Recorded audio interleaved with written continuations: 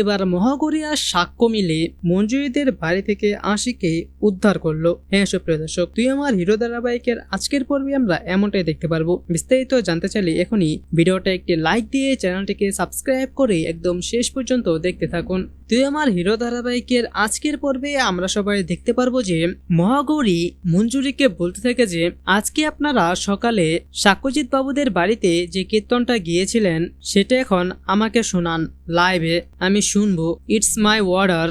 আর আপনাকে কোনো মাইক ব্যবহার করতে হবে না, আপনি খালি গলায় গানটি গাইবেন। আর তখন তো এই কথাটি শুনে মঞ্জুরিটা অনেক ভয় পেয়ে যায়, সে কি করবে কিছুই বুঝতে পারে না। আর অন্যদিকে আমরা দেখতে পাইছি জেজেদের যে ওই শয়তান পুলিশটা সুজয়, সে চলে যায় জেজেদের কাছে এবং সেখানে গিয়ে বলতে থাকে যে সাক্ষ্যজিৎ আর মহাগৌরী সন্দেহ করছে যে সঞ্জয় মণ্ডল আর মঞ্জুরি মণ্ডল তাদের বাড়িতে সাক্ষ্যজিতের স্ত্রী আশি চ্যাটার্জিকে লুকিয়ে রেখেছে।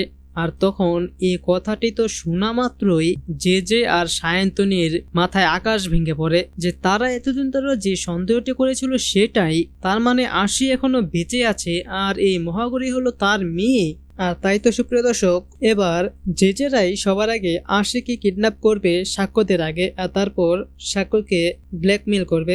কিন্তু কি মনে হয় আপনাদের, সাক্ষ্য কি পারবে আশিকে উদ্ধার করে জেজেদেরকে ফাঁসাতে এবং সেই সাথে মহাগৌরী যে তার মেয়ে সেটা প্রমাণ করতে?